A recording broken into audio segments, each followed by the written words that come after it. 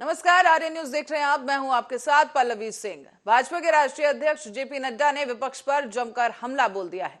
JP Nadda ने कहा कि भाजपा देश की अकेली ऐसी पार्टी है जो विचारों पर चलती है, बाकी सभी दल वैचारिक रूप से शून्य हो गए हैं। कुर्सी के लिए ये दल किसी भी तरह का समझौता करने को तैयार होते हैं और आज तो सीपीएम और कांग्रेस भी हाथ मिलाकर चुनाव में उतरते हैं। कहां गए इन दोनों के विचार? लेकिन भाजपा ऐसी नहीं है। अगर हमने 1952 में एक देश एक संविधान की बात कही थी, तो 2019 में हमने धारा 370 को हटाकर ऐसा करके दिखाया है। ये अकेली देश में एक ऐसी पार्टी है जो वैचारिक निष्ठ है, विचारों पर चलने वाली पार्टी है और विचारों के लिए काम करने वाली पार्टी है। बाकी सभी पार्टियां विचार शून्य होती हैं। सत्ता के लिए, कुर्सी के लिए किसी भी किस्म का समझौता करने के लिए तत्पर। आज मेरा हंसी रहती है और आश्चर्य नहीं लगता। कांग्रेस पार्टी और सीपीएम दोनों हाथ मिला करके चुनाव में उतरते हैं। कहां चलेंगे अपनी वैचारिक विचार? लेकिन भारतीय जनता पार्टी अकेली पार्टी है। अगर हमने 1952 में कहा एक देश में दो निजाम, दो निजाम, दो प्रधान नहीं चलेंगे, तो 2019 में 6 अगस्त को मोदी जी ने धारा 370 को धाराशाही कर दिया और धारा 370 को समाप्त करके भारत को एक रूप में विरोध या यूनिफिकेशन कंप्लीट कर।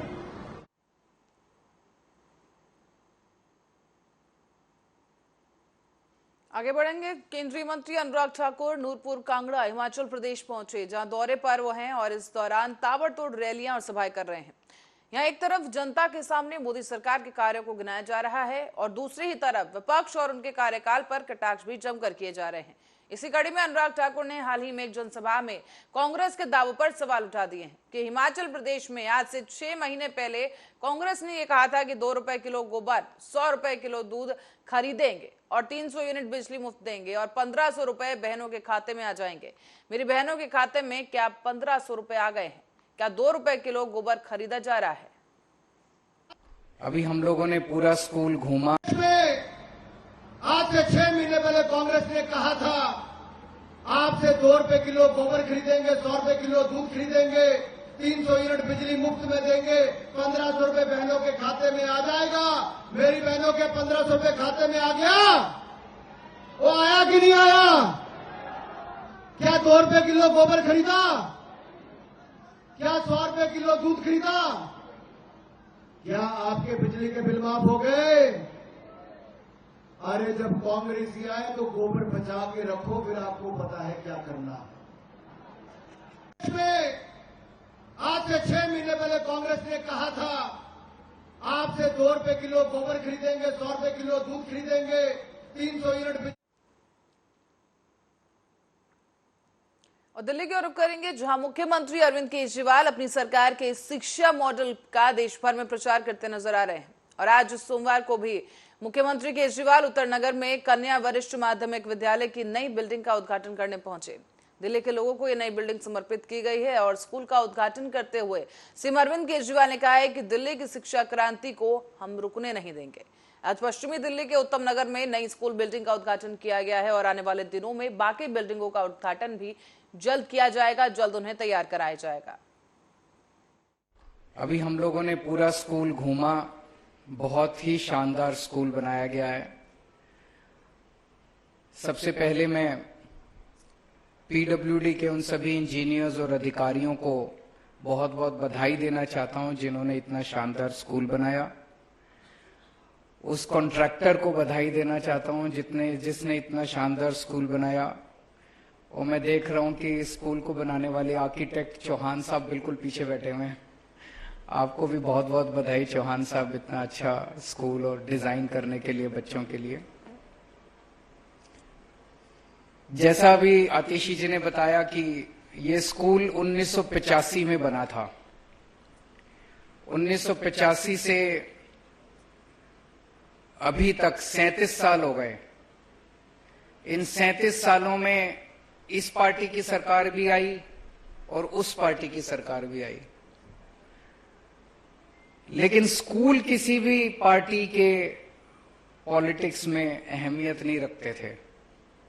स्कूलों को ठीक करना, बच्चों को शिक्षा देना, गरीबों के बच्चों को आगे बढ़ने का मौका देना, ये कोई बात ही नहीं होती थी राजनीति के अंदर। कोई ना कांग्रेस कहती थी कि हम आए तो हम आपके बच्चों को अच्छी शिक्षा देंगे, ना बीजेपी कहती थी कि हम आए तो हम आपके बच्चों को अच्छी शिक्षा देंगे। हम आने के बाद बस यही कहते हैं कि हमको वोट दोगे तो हम आपके बच्चों को अच्छी शिक्षा देंगे। हमारी तो पूरी की पूरी राजनीति बच्चों की शिक्षा के ऊपर आधारित है। 37 साल के अंदर दोनों पार्टियों की सरकारें आई, किसी पार्टी ने आपके टिन वाले स्कूल को ठीक करने की नहीं सोची। लेकिन कहते हैं कि हम तो केवल वो हैं, मीन्स हैं, ऊपर वाला करवाता है। तो ऊपर वाला शायद इंतजार कर रहा था कि एक दिन आम आदमी पार्टी की सरकार आएगी और वो दिल्ली के सारे टिन वाले स्कूलों को शानदार बनाएगी। पहले एक गरीब का बच्चा जब सरकारी स्कूल में आता था तो उसके अंदर बहुत हीन भावना होती थी कि मैं कैसे स्कूल में जा रहा हूं। उसी घर के अंदर, एक ही घर के अंदर मैंने पहले राजनीति में आने के पहले हम भी एनजीओ में काम करते थे, झुग्गी झोपड़ियों में काम किया करते थे लोगों के साथ। एक ही घर के अंदर एक बेटी है, एक बेटा है। बेटी को सरकारी स्कूल में भेजते थे, वहां पढ़ाई नहीं होती थी। बेटे को किसी तरह से पेट काट के माँ बाप आसपास के छोटे मोटे प्राइवेट स्कूल में भेज देते थे। उसी के अंदर हीन भावना रहती थी बेटी के अंदर कि मैं तो बेकार के स्कूल में जा रहा हूं। उसे लगता ही नहीं था कि मैं कोई पढ़ाई लिखाई कर रही हूँ। बस ये था इतनी पढ़ जाएगी, 8वीं 10वीं 12वीं पढ़ जाएगी, फिर शादी कर देंगे। लेकिन अब जिस किस्म के सरकारी स्कूल बन के तैयार हो रहे हैं, ये बच्चों को एक अच्छा भविष्य देने जा रहे हैं। ढेर सारे ऐसे लोग हैं जो प्राइवेट स्कूल से निकाल के अपने बच्चों को सरकारी स्कूलों के अंदर भर्ती करा रहे हैं। अब जो बच्चे सरकारी स्कूलों में आ रहे हैं वो हीन भावना नहीं, जबरदस्त कॉन्फिडेंस के साथ भरे हुए हैं कि हम भी जिंदगी के अंदर कुछ कर सकते हैं और हम भी भारत माता के सपनों को साकार कर सकते हैं, भारत के विकास के अंदर हम भी शामिल हो सकते हैं। वो कॉन्फिडेंस अब हमारे बच्चों के अंदर दिखाई दे रहा है।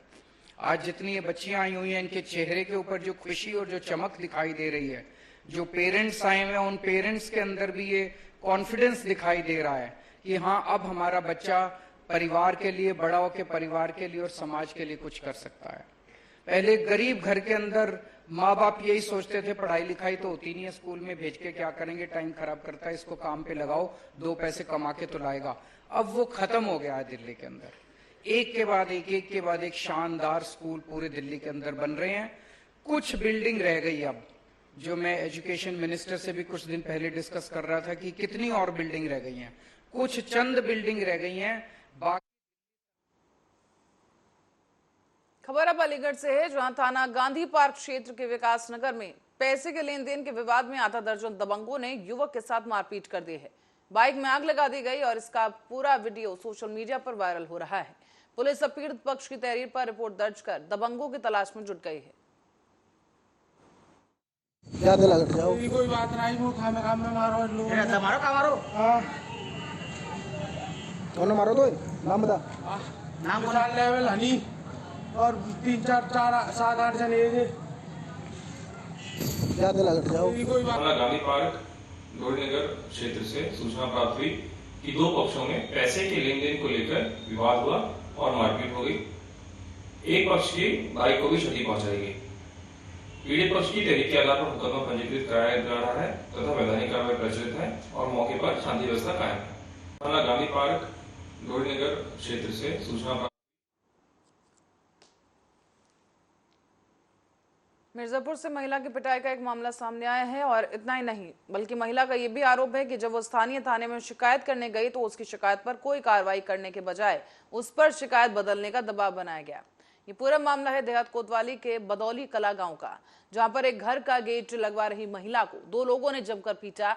महिला ने थाने में इसकी शिकायत भी की, लेकिन आरोपियों पर कार्रवाई करने की बजाय महिला से शिकायत बदलने का आरोप लगाया गया है। वहीं मारपीट का वीडियो भी अब सोशल मीडिया पर जमकर वायरल हो रहा है। मैं बेदौली कला जिला मिर्जापुर की रहने वाली हूँ। यहाँ अपने दरवाजे के सामने गेट लगवा रही थी। वहाँ पे राजेश तिवारी पुत्र सन ऑफ स्वर्गीय शीतला प्रसाद तिवारी और उनके पुत्र राजेश तिवारी के छोटू तिवारी, जो कि उनका नाम एक हितेश तिवारी भी है, वो लोग चढ़ के जबरदस्ती मेरे घर के अंदर कोशिश कर रहे थे। जब मैं रोकी तो वो लोग रुके नहीं। उसके बाद मेरे बदतमीजी की आप देख सकते हैं, मेरा पूरा कपड़ा ये लोग फाड़ दिए हैं, मुझे मारे पीटे हैं, आप देख सकते हैं। और उसपे कोई ये लोग कहे तुम्हें काट डालेंगे, तुम्हारे बच्चों को मार डालेंगे। जब मैं यहाँ से चौकी पे गई तो वहाँ पे भी कोई मेरी सुनवाई नहीं हुई। फिर एक सिपाही मुझे थाने लेकर गए। जब मैं थाने पहुंची, अपना एप्लीकेशन दी, तो वहाँ से मुझे मेरे पे जबरदस्ती दबाव बनाया गया कि अपना बयान बदलिए। और जब मैं बयान नहीं बनाई तो एक वहाँ के सिपाही बड़े सर से बात करवाए। बड़े सर कहे कि आप अपना बयान बदलिए। मैं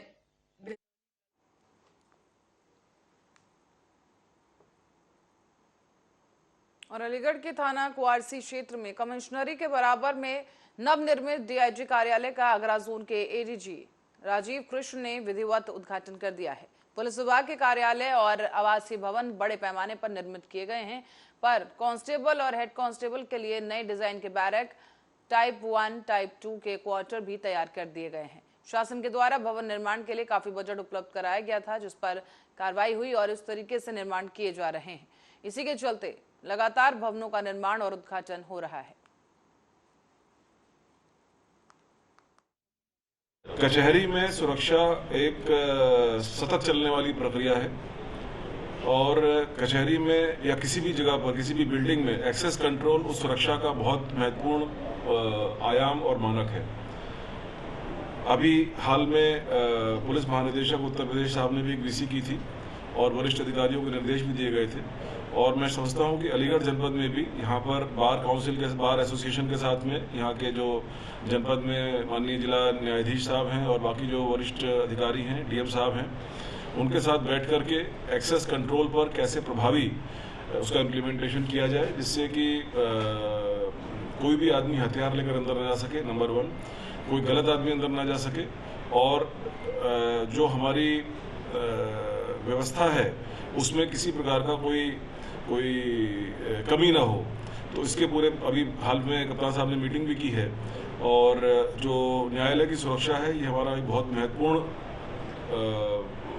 प्राथमिकता है और यहाँ पर भी जो न्यायालय है उनकी पर्याप्त सुरक्षा किया जाए।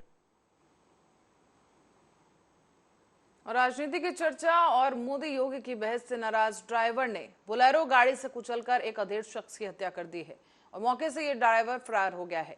घटना है मिर्जापुर जिले के विंध्याचल थाने की। यहाँ पर उस वक्त हड़कंप मच गया जब एक विशेष वर्ग के ड्राइवर ने अपनी बोलेरो गाड़ी से दूल्हे के चाचा को कुचलकर मौत के घाट उतार दिया है।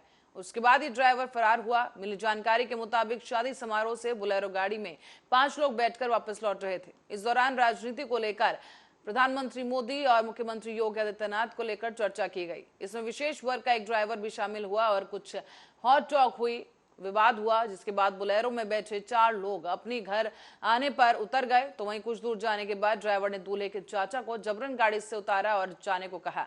दूल्हे के चाचा ने कहा कि ऐसे तुम्हें जाने नहीं दूंगा, तो ड्राइवर ने गाड़ी दूल्हे के चाचा के ऊपर चढ़ा दी है, जिससे व्यक्ति की मौके पर ही मौत हो गई। हम इस गाड़ी से हम लोग 5 आदमी, आप साथ में थे? हाँ, हम साथ में थे। और उसके बाद हम 100 मीटर की दूरी पर हमारा घर है, हम वहाँ उतर गए और यहाँ पता चला कि गाड़ी वाले से वो योगी और मोदी को लेकर के विवाद हुआ। रास्ते में हुआ था? हाँ, बस इतने में। और विवाद हुआ जब, तब ये गाड़ी रोका और कहा हटो यहाँ से, उतरो। और ये उतर गए और इन्हीं के भाई गाड़ी किए थे बारात में ले जाने के। तो ये आगे आए और कहे कि जो है जाने नहीं देंगे, तब तक घुमा के गाड़ी चढ़ा दिया। क्या नाम था ड्राइवर का? मोहम्मद आजाद, विजयपुर की गाड़ी है।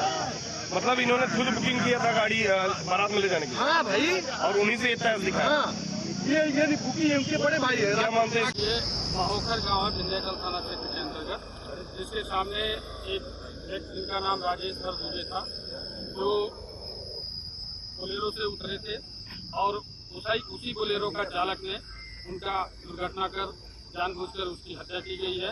इस पर इनके परिजनों के द्वारा जो तहरीर दी गई है उस पर अभियोग पंजीकृत किया जा रहा है और अग्रिम जो वैधानिक कार्रवाई है वो पुलिस के द्वारा की जा रही है। गेमिंग के जरिए धर्म परिवर्तन के जाल में फंसाने वाला शाहनवाज खान यूपी लाया जाएगा। गाजियाबाद धर्मांतरण के मास्टरमाइंड शाहनवाज खान को मुंब्रा से गिरफ्तार कर लिया गया था और आपको बता दें कि इस आरोपी को अलीबाग से गिरफ्तार करने के बाद मुंब्रा पुलिस स्टेशन लाया गया, जहां से कोर्ट में पेश करने से पहले पुलिस ने उसे देर रात को मेडिकल के लिए भी भेजा और शाहनवाज खान को ठाणे सेशन कोर्ट में पेश किया गया।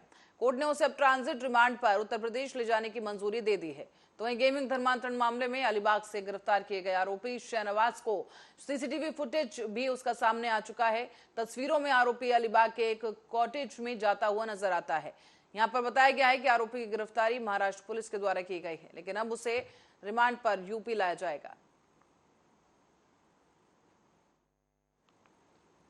मध्य प्रदेश में विधानसभा चुनाव से करीब 5 महीने पहले कांग्रेस ने जबलपुर से अपने विजय संकल्प अभियान का श्री गणेश कर दिया है। कांग्रेस महासचिव प्रियंका गांधी ने गौरीघाट में नर्मदा पूजन से ये शुभारंभ किया है। साथ ही कांग्रेस के लिए मध्य प्रदेश में जीत की प्रार्थना की गई। यहां पर आचार्य ओंकार दुबे ने नेतृत्व किया और 101 ब्राह्मणों के द्वारा स्वास्थ्य वाचन के साथ प्रियंका गांधी की नर्मदा पूजा और आरती संपन्न कराई गई। इस दौरान बजरंगबली बना शख्स आकर्षण का केंद्र बना रहा है। तो वहीं इससे भी ये भी साफ हो गया है कि कांग्रेस बीजेपी से उसी की पिच पर लड़ने को तैयार दिख रही है।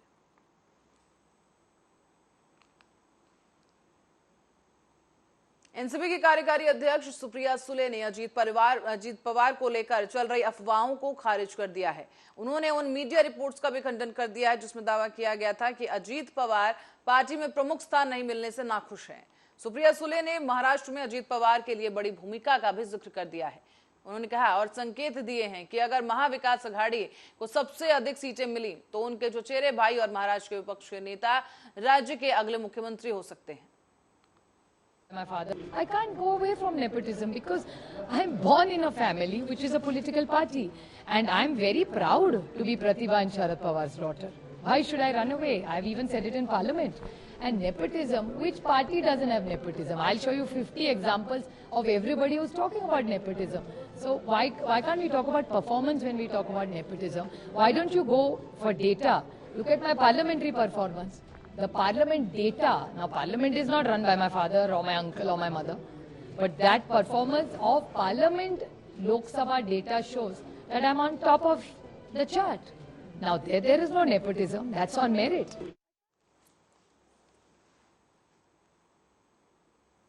कांग्रेस नेता प्रमोद तिवारी ने आज भाजपा पर जमकर हमला बोला है। प्रमोद तिवारी ने कहा कि भाजपा से लोग परेशान हैं और आगामी 2024 लोकसभा चुनाव में उनका हारना लगभग तय है। आगे प्रमोद तिवारी ने कहा और इसी के साथ ही उन्होंने ये भी साफ कर दिया है कि सभी दल भाजपा को एक एक करके छोड़ रहे हैं। कांग्रेस नेता आगे आए हैं और भाजपा का कोई साथ नहीं देगा और पार्टी केवल 100 सीटों पर सिमट जाएगी। उन्होंने ये भी कहा कि अभी से ही कई राष्ट्रीय पार्टियां भाजपा का साथ छोड़ चुकी हैं और आगे भी उनका यही हाल होने वाला है। बता दें कि इससे पहले कांग्रेस नेता राहुल गांधी भी कई दफा अगले लोकसभा चुनाव में भाजपा को हारने की बात कह चुके हैं। सड़कों पर युवा, सड़कों पर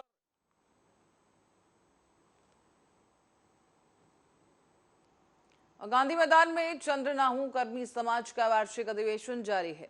शुक्रवार को जहां शुभारंभ हुआ और मुख्यमंत्री भूपेश बघेल उसमें शामिल हुए, तो वहीं शनिवार को समापन समारोह किया गया जिसमें पूर्व मुख्यमंत्री डॉक्टर रमन सिंह, भाजपा प्रदेश अध्यक्ष अरुण साव और नेता प्रतिपक्ष नारायण चंदेल ने शिरकत की।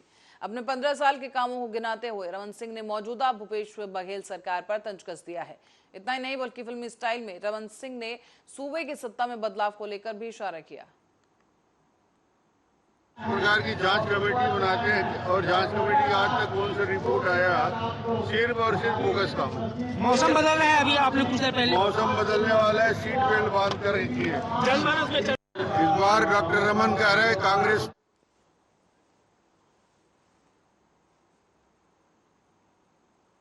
और मुख्यमंत्री अशोक गहलोत ने कहा है कि राज्य सरकार स्वर्गीण विकास के द्वारा राजस्थान को देश में मॉडल स्टेट बनाने के लिए कृत संकल्पित है। इस उद्देश्य की पूर्ति के लिए सरकार आदिवासी क्षेत्र के विकास को विशेष प्राथमिकता दे रही है। गहलोत ने दरअसल रविवार को बांसवाड़ा की घाटोल तहसील में मोटा गांव में 672.50 करोड़ रुपए के कई विकास कार्यों का शिलान्यास किया और समारोह में जनता को संबोधित करते हुए उन्होंने और क्या कुछ कहा है वो आप सुनिए। राजस्थान भर में दौरे चल रहे हैं क्योंकि ये आदिवासी क्षेत्र भी है। बांसवाड़ा, डूंगरपुर, उदयपुर सब जगह जा रहे हैं हम लोग और बड़ा अच्छा रिस्पॉन्स है। मेन बात है कि हमारी स्कीमें जितनी भी है ये 10 नहीं है, 10 के अलावा कई स्कीमें हैं जो गांव-गांव में पहुंचे। जब इन स्कीमों में जाते हैं तो वो बात भी करते हैं। हम सबको अपील करते हैं पब्लिक को, आप जाके गांव-गांव में हमारी स्कीमें जो है उनको गरीब तक पहुंचाने का सुनिश्चित करने का काम भी आप करो। ये मेरी आपसे विनम्र प्रार्थना है। ये मैं सबको कहता हूँ जो मीटिंग में आते हैं। प्रदेश में जो इन्वॉल्वमेंट होगा तब जाकर हम कामयाब होंगे। मेन बात है प्रदेशवासी माई बाप होते हैं लोकतंत्र के अंदर, तो इनको हम लोग जो कर सकते हैं सेवा करने में कसर नहीं छोड़ते। बाकी तो इनके ऊपर है कि आगे चुनाव में क्या करेंगे। ये हमें लगता है जो महसूस होता है लोगों के रेस्पॉन्स से, मुझे लगता है इस बार ये लोग वापस सरकार रिपीट करेंगे जिससे कि इस चीज में और मजबूत हो सके आने वाले वक्त में। बुलेटिन में फिलहाल के लिए इतना ही। देखते रहिए आर्या न्यूज।